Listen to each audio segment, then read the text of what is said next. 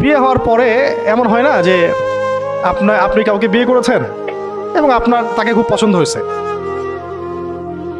দুজন দুজনকে পেয়ে সন্তুষ্ট আর কি।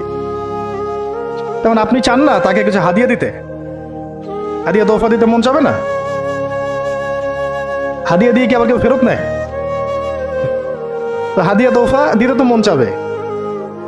খাদিজা রাদিয়াল্লাহু আনহা হাদিয়া দিচ্ছেন নবী সাল্লাল্লাহু আলাইহি ওয়াসাল্লামকে যে, হে মুহাম্মদ, আমার খুব প্রিয় একজন দাস আছে, আমার খুব প্রিয় একজন দাস আছে এবং তার চেহারা দেখেই আমি বুঝতে পারি যে সে খুব বুদ্ধিমান এবং সে খুব সৎ।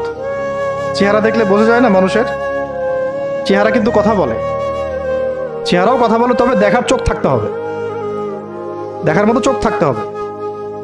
গুনাহের চোখ দিয়ে তো কারো চেহারা পড়ার সুযোগই নাই। যেমন আনাস রাদিয়াল্লাহু আনহু, তার জন্য নবী সাল্লাল্লাহু আলাইহি ওয়াসাল্লাম দোয়া করে দিয়েছিলেন না?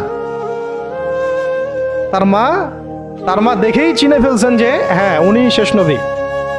এই চেহারা কোনো মিথ্যাবাদীর চেহারা না। এরকম করে কথা বলা হচ্ছে, ইয়া রাসূলুল্লাহ, আমার ছেলের জন্য দোয়া করে দেন। আব্দুল্লাহ বিন সালাম রাদিয়াল্লাহু আনহু ইহুদি ছিলেন।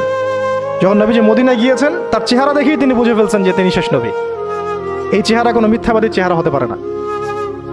ওই চোখ থাকতে হবে এবং ওই কলব থাকতে হবে পড়ার জন্যে। তো খাদিজা রাদিয়াল্লাহু আনহা হাদিয়া দিয়েছেন যে আমার খুব প্রিয় একজন দাস আছে, যায়েদ। তো নবী সাল্লাল্লাহু আলাইহি ওয়াসাল্লাম এটাকে গ্রহণ করেছেন। হাদিয়া গ্রহণ করে তিনি দেখেন যায়েদ বিন হারিসা রাদিয়াল্লাহু আনহুর তাকদীরটা কেমন হলো।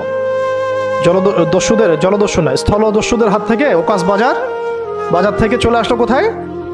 খাদিজা রাদিয়াল্লাহু আনহার বাসা, সেখান থেকে নবী সাল্লাল্লাহু আলাইহি ওয়াসাল্লামের সহবতে।